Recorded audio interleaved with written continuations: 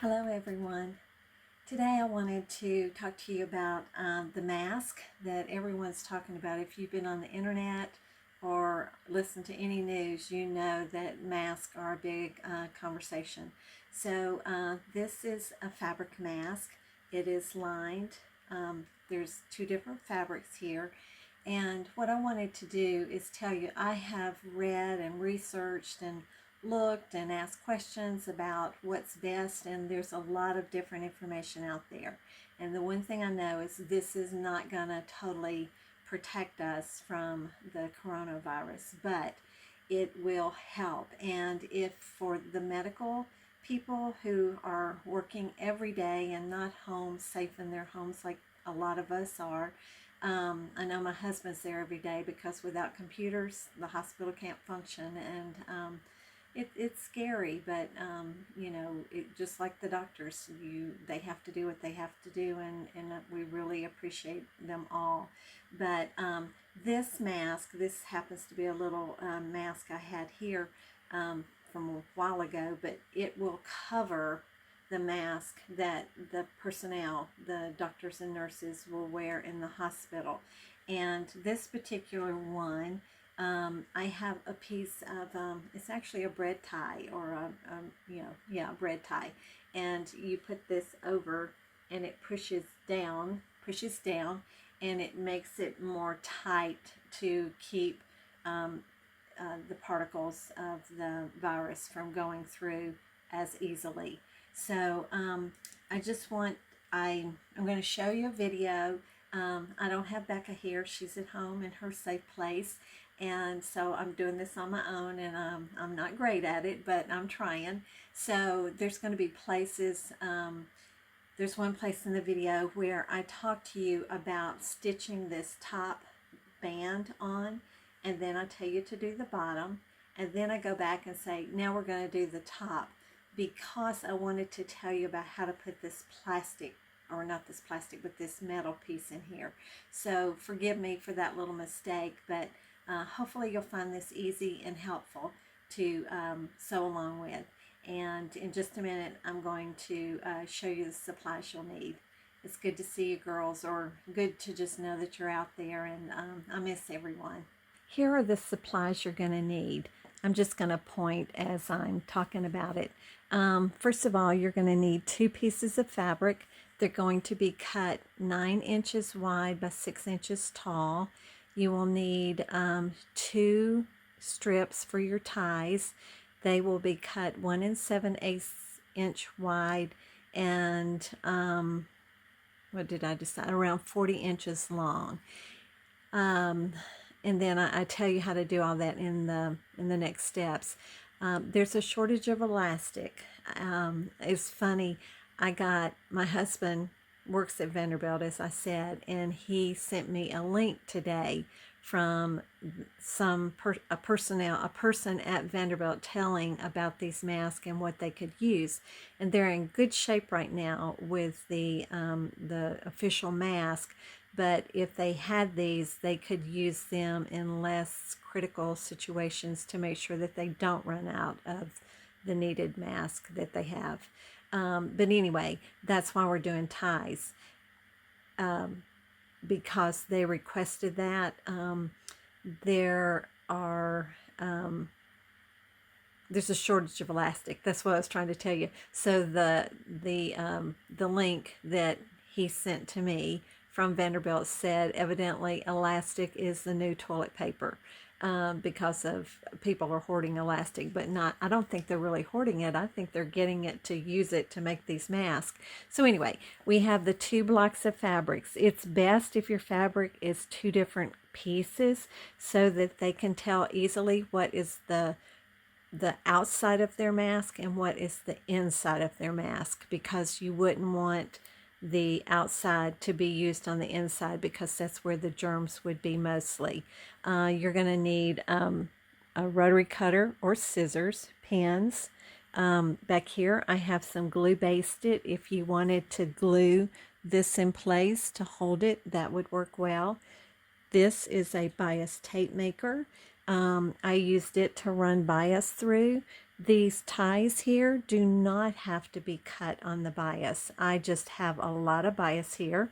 If you've been in my classes, you know how much I love corded piping and using bias.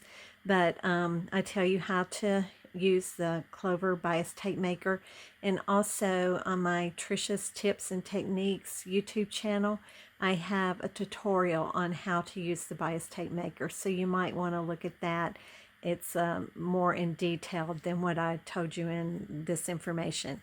On these two pieces of fabric, I wanted to show you, I used a non-woven interfacing on the wrong side of the fabric.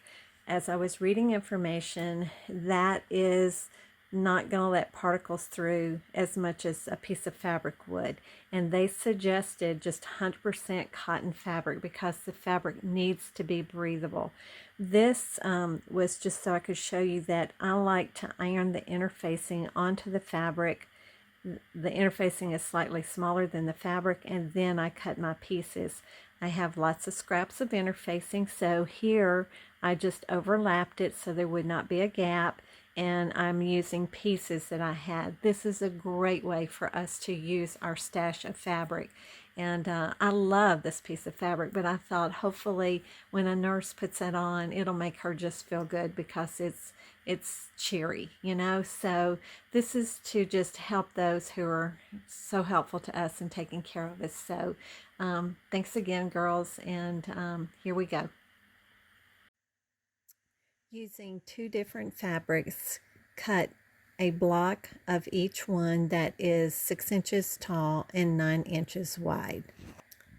If desired, fuse a non-woven interfacing on the wrong side of a fabric strip before cutting blocks to exact size. That's what I did here. Place the two blocks of fabrics with right sides together and clip or pin the two short ends. Stitch the two short ends using a 1/4 inch seam allowance. There's no need to backstitch at the beginning and end of each seam. Just leave 2-inch long thread tails. Turn the fabric right side out and press the seams well. Tuck those thread tails down in between the two layers of fabric as you're pressing. Cut fabric strips for the ties that are 1 7/8 inch wide. They can be cut on the bias or on the straight of grain. To make what would be like purchase bias tape, which you could certainly use instead of making your own, use a Clover bias tape maker. Run the pointed end of the fabric through the bias tape maker, and as you pull the tape maker, the iron will hold the fabric in place here, and the cut edges will fold in to meet in the middle. Press the whole strip. After you press it, fold it in half and press again.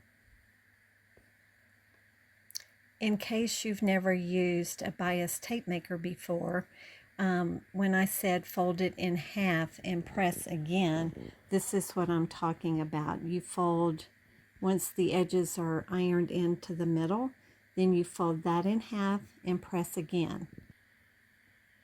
Cut angled ends of the bias straight as I've done here. And you do not have to finish those ends because this was a bias strip and cut on the bias. It will not fray. In a child's garment, of course, you would want a finished end, but the cut edge here will work just fine. Mark the center of the fabric width at the top raw edge. Mark the center of one of the bias strips, which you have cut both bias strips or straight of edge strips, straight of grain, to the same length, because we're going to apply one bias or straight of edge.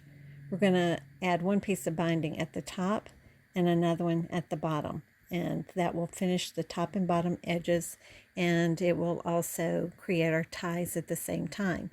Up here I have already pinned or clipped the bias over the edge of the fabric, If desired, you can use glue based it, which if you've been in any of my classes, you know I love using glue based it. But you could glue your bias in place. Again, I keep saying bias, but it can be a straight of grain cut piece of fabric also. And those pieces need to be between 40 and 45 inches long. The next step is to stitch the open edge of the bias together. You want to stitch as close to the edge as you possibly can, but being sure that as you're stitching, you are catching both sides. As you approach your fabric, you will just continue to stitch, remove your clip or your pin, and stitch across, making sure again that you are catching the fabric on the underneath side. If you should have a spot where you go off, continue to stitch. Don't worry about it. You can go back and repair that after you have the rest of that strip done. Repeat the same process on the lower edge. 2.5 stitch length, back stitch at the beginning of your tie. Okay, I have stitched the bottom, and you see my stitchings right here next to the top edge of the fabric. And when I turn it over, it's also close to the edge on the wrong side, or the back side of the fabric, which is the lining. Now, if you haven't stitched that close to an edge before, you could certainly use your zigzag stitch on your sewing machine and stitch it that way, which might be quicker and easier. You would want a wide width, and your stitch length can be anywhere from 2 to 3. Okay, now we're ready to sew the tie that goes across the top of our mask. Notice that I have marked the center of the fabric with a pin. And don't know if you can see it, but right here I have taken a bread tie, and it was a long one, so I broke it in half. This tie is going to go in between this top layer of fabric and the tie, the bias binding tie. So I'm going to just insert this underneath here. I can't record and do it with two hands, but I'm going to insert it underneath here and get it in place and hold it. And then after I stitch this in place, I will stitch up and down here and up and down here to hold that bread tie in place. That's so that they can make this mask fit tighter around their nose. Okay, now I have stitched at the top, and you can see the little, if you want to call it a casing that I made to put the bread tie in so that it would fit tighter over the nose. It turned out that it was better to go ahead and stitch these down first and then stitch across the bottom here. That just worked easier. Next thing is pleating the sides. Okay, this may be a little bit hard to show you, but if you can tell, I have a crease here, a crease here, and a crease here. The way I did that was I took it to the ironing board and I put my bindings on top of each other and I pressed this first crease. Then I opened this fabric up and brought the binding edge in to meet that first crease. I brought the other side in to meet the crease also. I pressed it across here then, and when I did, of course, it pressed out my crease that was in the middle originally. So I went ahead and put this back on top of each other, and I carefully ironed right down here where my first crease was, and it did not press it out all the way, but I ironed here, and now I'm ready to pleat. Okay, what I have done here is I folded in a 1/4 inch pleat. I folded it down. Then I folded another one down, and I'm going to see if I can try to do this one-handed. But see how I'm just taking the crease and folding it over? And when you look at the end here, you can see how each one of those pleats is a width of about 1/4 inch. Then I'm going to place a pin in through all layers of fabric, and next I will go to the machine and stitch this securely in place. It is best not to sew over pins. The best thing to do is sew up to the pin and then pull it out. But be careful you don't let go of your pleat underneath. Don't let it come undone. Okay, here's the finished project. You see that we have the pleats. They're stitched twice on each end. I found that it was easier, instead of going from the top to the bottom and going all the way to the bottom and then having to go back up. On this side, I came down, and when I got here, I just backstitched where the stress point is and where it needs to be very secure. I did it that way, and I think it works better. This is the back side. And then, again, let's see if I can do this. There we go. This is what it looks like. Please forgive me, girls, but this is the best I can do with not having someone to video me. Now I'm going to go put it on, and my husband's going to take a little video of that.